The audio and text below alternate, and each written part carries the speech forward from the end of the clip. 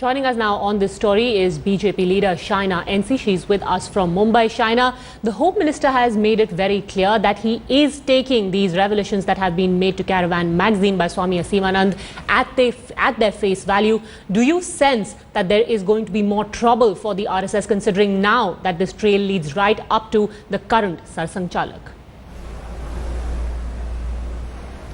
This is a case completely of perception versus reality. Let me please at the outset say that all these allegations are absolutely baseless. You have the NIA of this country which rubbishes this allegation as well. You have a dubious magazine called The Caravan which chooses to sit on a high moral ground and no, but why do you call it dubious? They've got tapes, they've got audio tapes where Mohan Bhagwat's name has been taken by Swami Asimanand. The NIA and the lawyers in this case themselves suggest that there was no tape recording in the first place. So where have you concocted these conversations from? And to suggest that the most nationalistic organization in this country, which is called the Rashtriya Swayamsevak Sangh, which believes in nation beyond anything, nation's interest beyond anything, I think to kind of have these allegations and counter allegations flow. Today, anybody who is sitting in jail, today it's Asimanand, tomorrow it could be somebody else, could say that, Sonia Gandhi is responsible for Godhra. Would you believe it?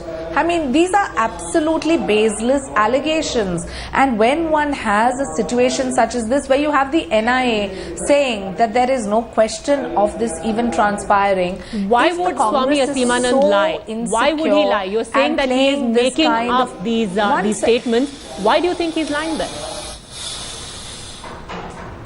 These questions are not for me to answer. The human mind is terribly complicated, and in a case such as this, where you have somebody sitting in Ambala jail, whether he has even said this or not, that itself is in question, a point in question. You have to take into cognizance the NIA's verdict. You have to take into cognizance what the lawyers are saying, and you have to understand that the RSS is the most nationalistic organization ever. No, but why would you not take into cognizance similarly what Swami Asimanand is saying? You're saying the lawyer is saying that this recording never took place, but here the magazine has got the audio clips of that entire recording, the series of interviews that took place over 2 years, Shaina. Why are you discounting that?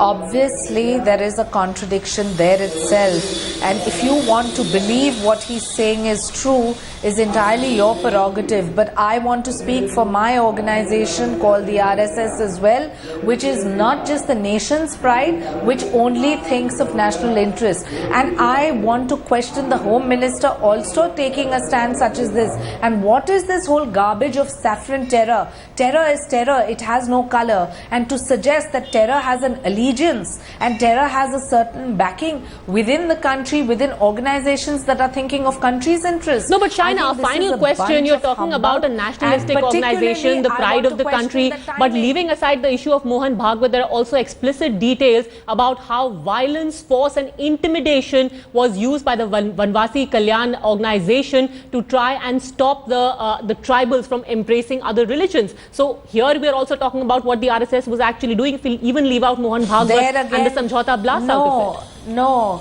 please get your facts clear. The Vanvasi Kalyan has never ever talked about tribal conversions, etc. It's talked about the upliftment of tribals. That's where there's a perception versus reality. You choose to paint the RSS in this color, which is absolutely unnecessary.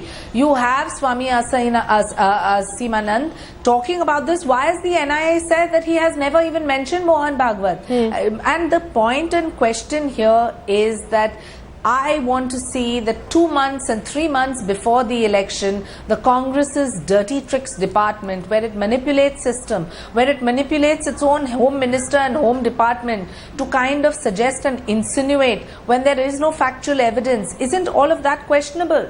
When you have the NIA saying something, when you have the lawyer in the case saying there is no audio tape, okay. So where is the authenticity of Caravan magazine? And why can one not believe that until you have all the facts in place, this kind of name dropping and kind of alleging on whether it's Sri Mohan Bhagwat ji or Mr. Indranesh, I think it's absolutely unnecessary and baseless. All right, so you're attributing all of this to the dirty tricks department of the Congress. The tapes are there in the public domain. If the Home Minister thinks there is substance in what has been alleged, a forensic analysis of the tapes can be done and the truth will be out there. Thank you very much, China NC, for joining us on the show.